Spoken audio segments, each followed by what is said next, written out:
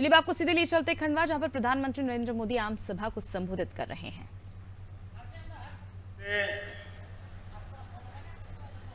आभार व्यक्त करता हूं,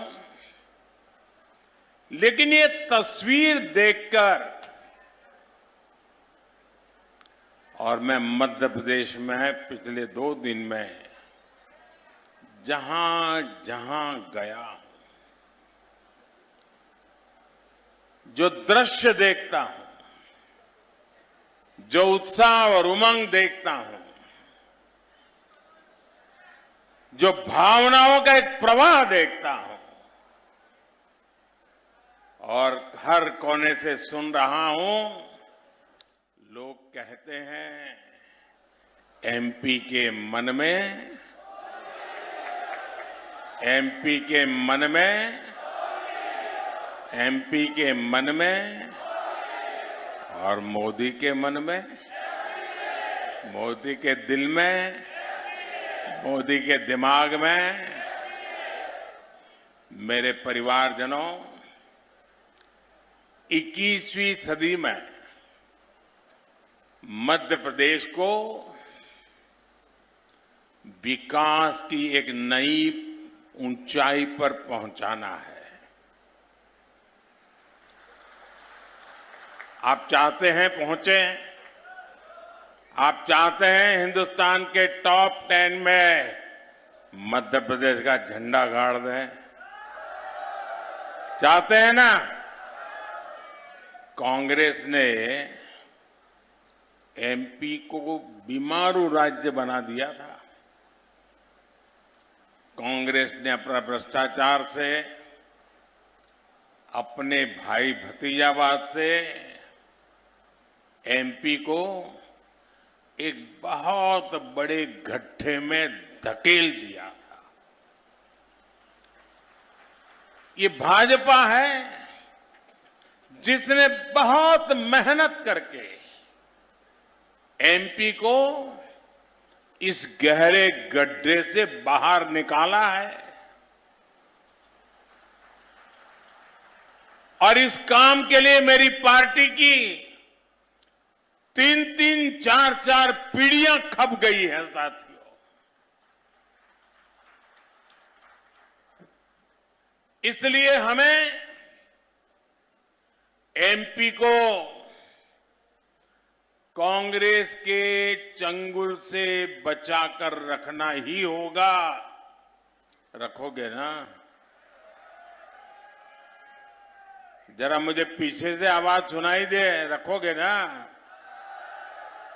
एमपी को बचाना है ना? गलत हाथों में नहीं जाने देना है ना? पक्का? हमारा वोरा भाइयों यहाँ बैठा है, मारी बात साची है ना? शाबाश। और आप जानते हैं कांग्रेस यहां सरकार बनाने के लिए क्यों छटपटा रही है भाई? क्या जरूरत पड़ गई है? पागल की तरह दौड़ रहे हैं क्या? कांग्रेस, इसका इरादा साफ है। कांग्रेस एमपी को अपनी पार्टी का एटीएम बनाना चाहती है। लोकसभा चुनाव की तैयारी के लिए पूरे एमपी से ट्रैक्टर भर भर के लूट करनी है। क्या ये मौका देना है उनको? ये लूटने के लिए इजाजत देनी है क्या? जब कांग्रेस केंद्र में थी तो लाखों करोड़ के घोटाले करके अपना काम चलाती थी और उनको परवाह ही नहीं थी। अब देश की जनता ने 10 साल से उनको बराबर पहचान गई है। देश की जनता उनका हर कोने में से हिसाब चुकते करने में लगी है। 10 साल से केंद्र से बाहर, इसलिए वो हर राज्य को बड़ी लालच भरी नजरों से देखती है। कब मौका मिले, कब माल खाऊं। ये माताएं बहनें जल्दी समझ जाती है। और जिस राज्य में गलती से भी कांग्रेस की सरकार बनी, वहां धड़ाधड़ लूट ही लूट स्पर्धा चलती है। सीएम ज्यादा लूटेगा कि डिप्टी सीएम ज्यादा लूटेगा। आपको कर्नाटका से खबर आती है। कांग्रेस यानी गरीब के, मध्यम वर्ग के जेब साफ करना। कांग्रेस यानी विकास की गाड़ी को परमानेंट ब्रेक लगाना, इतना ही नहीं, रिवर्स गियर में डाल देना। और इसलिए आपको कांग्रेस से बहुत सावधान रहना है। आप ये गलती मत करना। इतने दिन बाहर रहे सुधर गए होंगे, वो सुधरे नहीं है। उनकी भूख ज्यादा तेज हो गई है।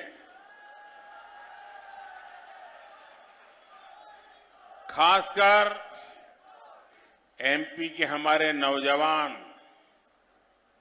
जो पहली बार वोट डालने जा रहे हैं, उनसे मैं खास आग्रह करूंगा, आप अलर्ट रहिए, क्योंकि आपने उनका राजकाज देखा नहीं है। जब आप 8-10 साल के थे तब वो थे यहां।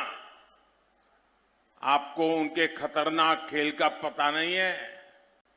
जरा अपने परिजनों को पूछना, अपने बुजुर्गों को पूछना, माता पिता को पूछना कि उस समय क्या हाल था, तो आपकी आंखें फट जाएगी। ये कैसा मध्य प्रदेश बना करके रखा था। जनता ने हाथ जोड़ करके कहा, भागो यहां से। कांग्रेस युवाओं की दुश्मन है, कांग्रेस नौजवानों की दुश्मन है। मैं चाहता हूं जितने भी हमारे साथी हैं, और मैं खास करके हर माता पिता से कहता हूं, वे अपने बच्चों को बिठाएं और उन्होंने कैसी मुसीबतें झेली थी, जरा उनको बताएं तो उनको पता चले, अच्छा ऐसे लोग भी मध्य प्रदेश में राज करते थे। और इसलिए पहली बार वोट डालने जा रहे युवाओं को भी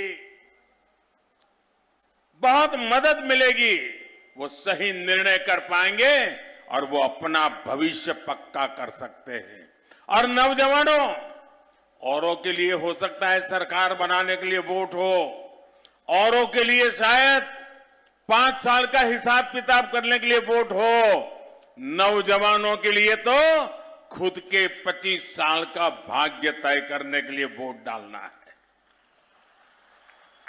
आप ऐसी उम्र में हैं, अगर आपका कालखंड डूब गया, आप अगर आज 25 साल के हैं, अगर 5 साल गए, 30 साल के बाद कौन पूछेगा आपको। दोस्तों, मुझे आपकी चिंता हो रही है।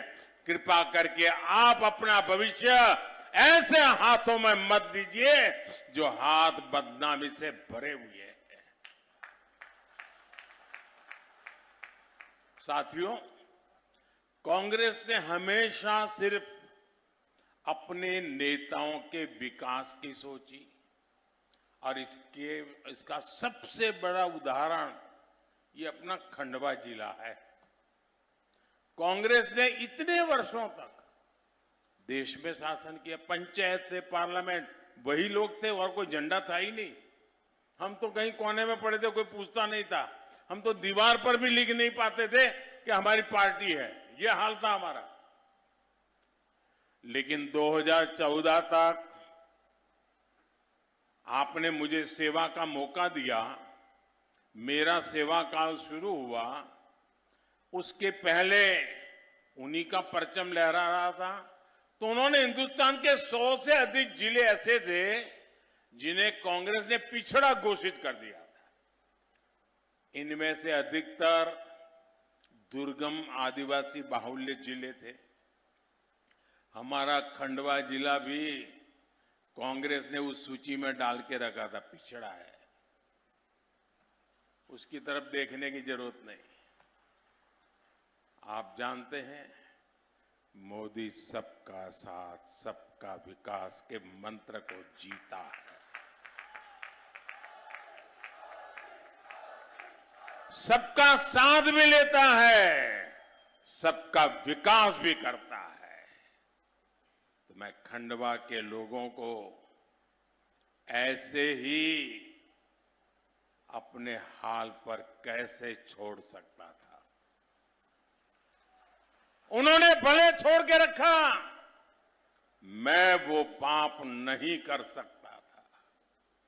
मैंने अफसरों से कहा कि खंडवा पर पिछड़ेपन का बोझ नहीं चलेगा, इसलिए हमने खंडवा को एस्पिरेशनल डिस्ट्रिक्ट, आकांक्षी जिला घोषित किया और इसके विकास पर बल दिया। मैं खुद दिल्ली से मॉनिटर करता हूं, आपको जानकर के शायद आश्चर्य होगा। रेगुलर देखता हूं देश में कितने जिले आकांक्षी हैं और उन जिलों में डेली क्या प्रगति हो रही है। मैं खंडवा को भी बहुत बारीकी से नजर करता रहा हूं। साथियों, आकांक्षी जिलों में कैसे काम होता है, ये खंडवा में भी दिख रहा है और मुझे गर्व है।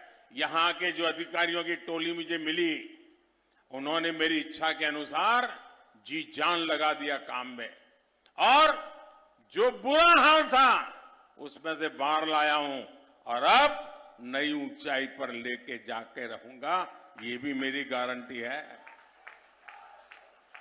खंडवा की नई पहचान अब देश के बिजली केंद्र के रूप में हो रही है। यहां एशिया का पहला 600 मेगावाट का फ्लोटिंग सोलर पावर प्लांट, यह आपके गौरव में नया इजाफा करने वाला है। बड़ी मात्रा में यहां जल विद्युत का उत्पादन हो रहा है। आपके बच्चों का भविष्य उज्जवल बने, इसके लिए यहां शिक्षा के अनेक नए संस्थान बने। नंद कुमार सिंह मेडिकल कॉलेज भवन बना है।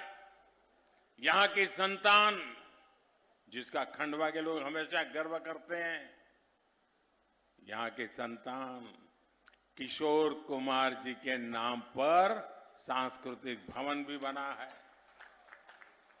मेरे परिवारजनों, आप सभी जानते हैं कि अगले साल लोकसभा के लिए चुनाव होने जा रहे हैं। ये भी तय है कि तीसरी बार केंद्र में फिर एक बार भाजपा की सरकार बनने जा रही है। मध्य प्रदेश का विकास तेज हो सके, इसके लिए मुझे यहां भी स्पीड ब्रेकर नहीं चाहिए, ब्रेक लगाने वाले नहीं चाहिए, रिवर्स गियर लगा के बैठे हुए लोग नहीं चाहिए। मुझे तेज तर्रार भाजपा की सरकार चाहिए, ताकि मैं अपने सपने पूरे कर सकूं।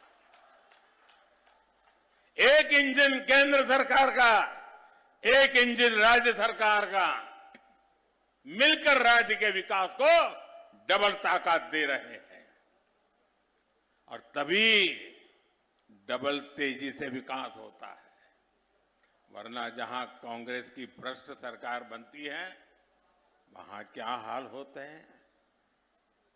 आज आप देश भर में देखिए, जहां उनको मौका मिला है क्या बर्बादी करके रखी है। कांग्रेस की सरकारें सिर्फ झगड़े में उलझी रहती हैं, जनता के लिए उनके पास समय ही नहीं होता है, गोटी बिठाते रहते हैं। अब राजस्थान में 4.5 साल कांग्रेस ने, आप देख लीजिए, अखबार निकाल के देख लीजिए, 4.5 साल पूर्ण बहुमत मिला था। 2400 घंटे उसने उसको काटा, उसने उसको काटा, वो उसको गिराएगा, वो उसको, इसी में खेल चलता रहा। लड़ाई लड़ते रहे, 2 गुट लड़ाई लड़ रहे। अभी कर्नाटका देखिए, अभी 6 महीने हुए हैं। 6 महीने के भीतर भीतर क्या हो रहा है, वहां के मुख्यमंत्री को पता नहीं है कि वो कब तक सीएम रहेगा। हर दिन खबर आती है अब वो बनने वाला है, फिर आता है नहीं वो बनने वाला है, और हर कोई सीएम बनने के दावे ठोकते रहते हैं। कर्नाटका में विकास ठप है, जनता परेशान है। यहां एमपी में तो अभी अभी टिकट बंटे हैं, लेकिन हो क्या रहा है? कपड़े फाड़ कंपटीशन है।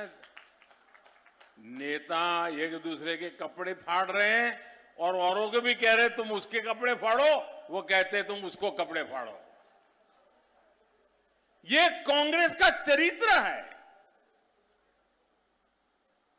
कांग्रेस में एक नेता को दूसरे से लड़ाया जाता है ताकि यहां आप लड़ते रहो और दिल्ली वाले न्यायाधीश बन करके नामदार अपनी दुकान चलाते रहे।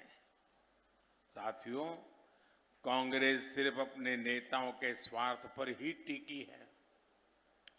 जहां जहां कांग्रेस आती है वहां सत्ता का अहंकार, अपराध की बोलबाला, अनाप शनाप लूट, भ्रष्टाचार, तुष्टीकरण, माफिया राज, यही उनकी पहचान, यही सब कुछ फलता फूलता है।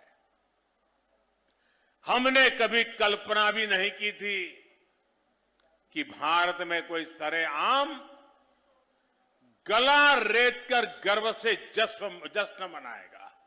सोचा था कभी आपने? लेकिन ये कांग्रेस शासित राजस्थान में हुआ है।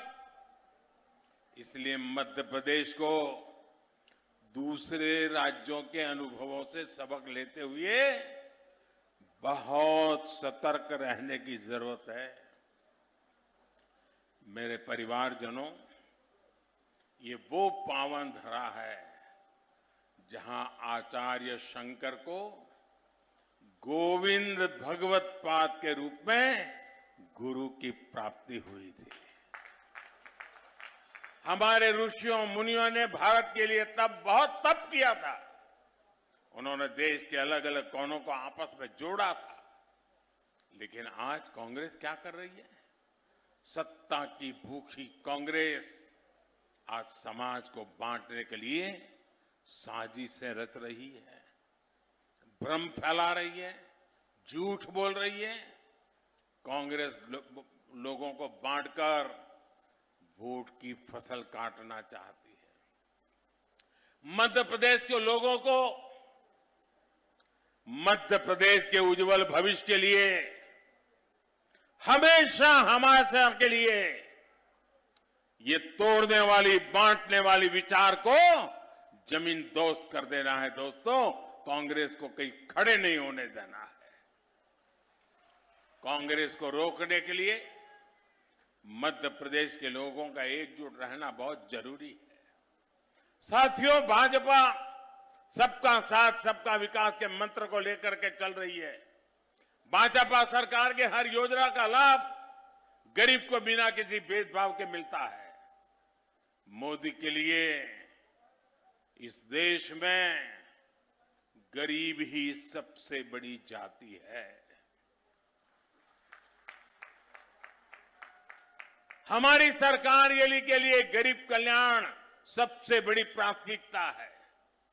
भाजपा सरकार के प्रयासों के कारण देश में 5 साल में 13 करोड़ से ज्यादा लोग गरीबी से बाहर निकले हैं। जब 13 करोड़ लोगों की गरीबी खत्म हो सकती है तो पूरे देश की भी गरीबी खत्म हो सकती है। इसके लिए हम हर वो काम कर रहे हैं जो गरीब की चिंता कम करे, उसकी परेशानी कम करे। मेरे परिवारजनों, कोरोना काल में पूरी दुनिया कितनी परेशान थी। चारों तरफ से मौत की खबरों के सिवाय कोई खबरें नहीं थी।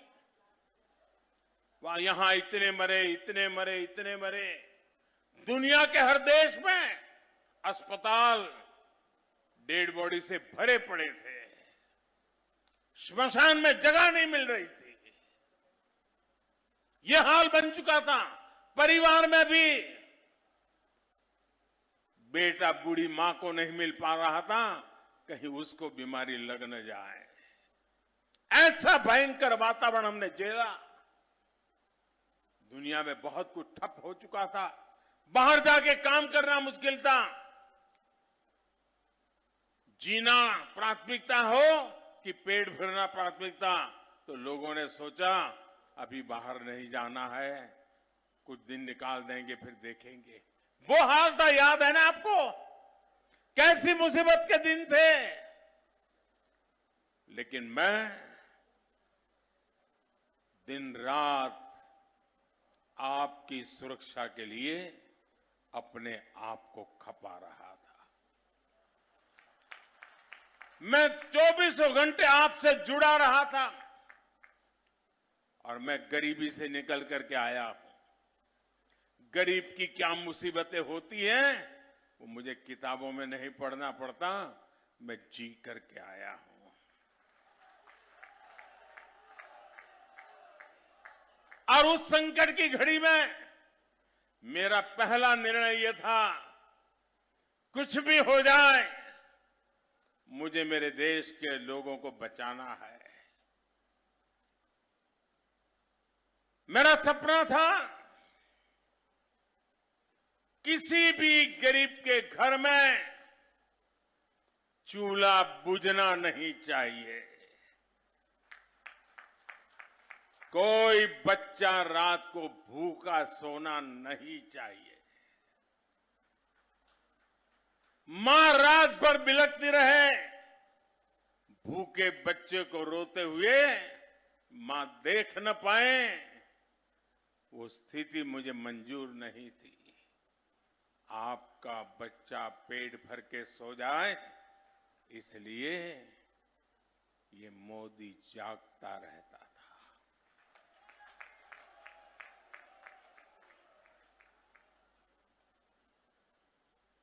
पिछले 3 साल से ये आपका बेटा, ये आपका भाई 3 साल से जैसा एक बेटा अपने मां बाप की सेवा करता है ना, वैसे ही उसी भाव से मैंने 80 करोड़ लोगों को मुफ्त राशन दे करके उनका जीवन कठिनाइयों से कम करने के लिए प्रयास किया।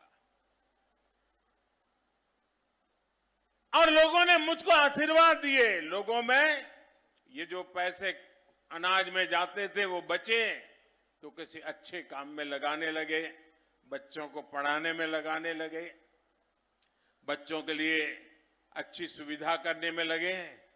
और जब मैंने सारा अध्ययन किया तो मैंने मन के अंदर एक निश्चय कर लिया, क्योंकि ये योजना तो ये दिसंबर में पूरी हो रही है, तो मैं सोच रहा था भाई दिसंबर में पूरी हो जाएगी तो मेरे परिवारजनों को अभी तो कुछ करना बाकी है, क्या होगा।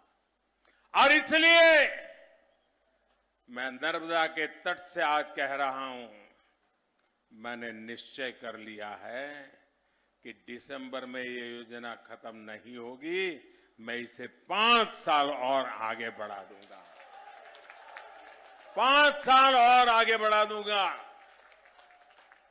5 साल के लिए 80 करोड़ लोगों को उनका घर का चूल्हा जलता रहे, ये काम मोदी करता रहेगा।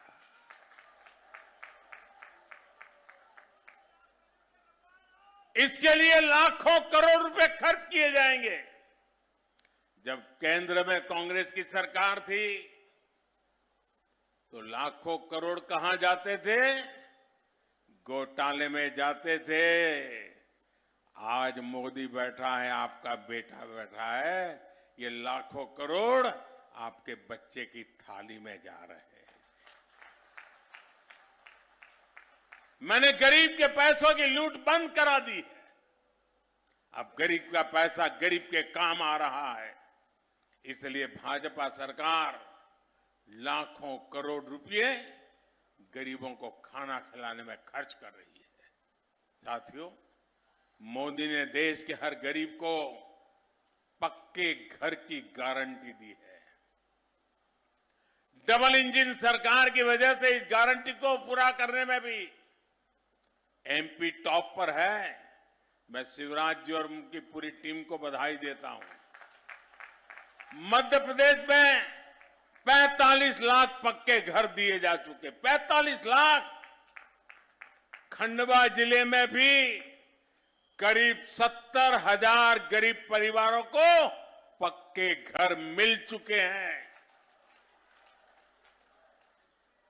और जब 70,000 पक्के घर मिले हैं तो लोहा कहां से खरीदा होगा, सीमेंट कहां से खरीदा होगा, ईंटें कहां से खरीदी होगी, लकड़ी कहां से लाए होंगे? यही खंडवा के बाजारों से लाए हो। और इसलिए मध्य प्रदेश के खंडवा जिले के मध्यम वर्ग की दुकानों से भी बिक्री ज्यादा हुई है, मध्यम वर्ग को भी लाभ हुआ है। पक्के घर के ये लाभार्थी भी बड़ी संख्या में मेरे दलित परिवार के हैं, मेरे ओबीसी परिवार के हैं, मेरे आदिवासी परिवार के हैं। लाखों रुपए के घर। और ये काम मैंने किया। माताएं बहनें मुझे आशीर्वाद जरूर देना। आज आप इतनी बड़ी तादाद में आई हैं। हमारे यहां कैसा है? घर है तो किसके नाम पर? पति के नाम पर। दुकान किसके नाम पर? पति के नाम पर। गाड़ी लाए तो किसके नाम पर? पति के नाम पर या बेटे